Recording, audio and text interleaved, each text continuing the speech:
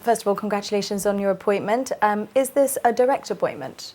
Yes, it's a direct appointment under Section 3 of the Public Services Ombudsman Act. Okay. You are giving up your role as GGCA president as a result. You've campaigned so strongly for the GGCA in the past. Only recently we did an interview about staffing levels in the civil service. Do you think the union could be weakened by your appointment to this new position? Honestly, I very much hope not. And, my hope is that, a new team will come, take over and, do a better job than, the current team, and take the GGCA to the very next level. The GGCA is very close to my heart, will remain close to my heart. Certainly the membership of the GGCA has been very, very important to me.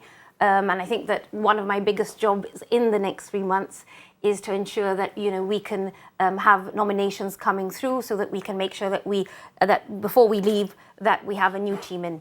So it's not clear at this stage who might be running for the president role then?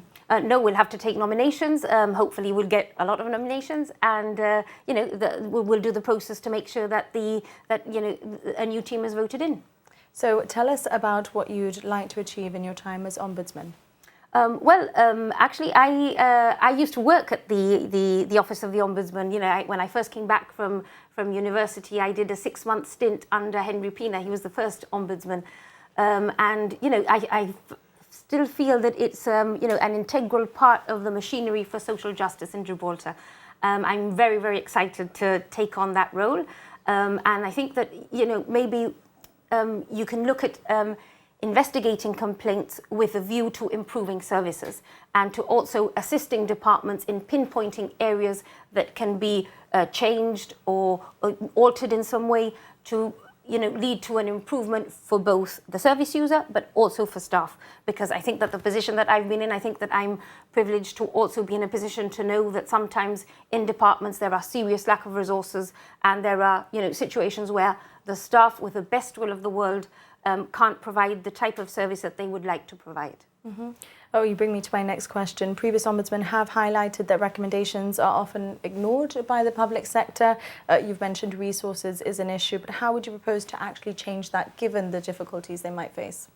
I think that certainly raising the profile of the office, raising complaints, doing a lot of PR work, making sure that complaints come to the public, that the public are aware of the work, the good work that is done by any ombudsman, and also the staff of the ombudsman, the investigating officers, and the admin staff. Everybody in the office is involved in doing the reports, and making sure that there's that knowledge and that communication with the general public, because after all, this is an office that creates accountability. And there's nothing that creates accountability like information to the general public. Mm-hmm. There have been criticisms of the role and its powers in the past. Issues have been raised, such as discretionary powers to investigate complaints, and the fact the Ombudsman currently needs to present their report to the Chief Minister before going before Parliament. Do you feel the role as it stands has enough independence? Well, I think that it has the independence that you would like it to have. I don't see why you can show a report, but I don't see why any independent investigator or any ombudsman would need to amend any report before it goes to Parliament. And certainly, I think that in the past, reports have been published, made public in the Chronicle. I don't see why that mechanism can't still be in place. And I think that I'd have to come in, and I feel it's important to make the role your own.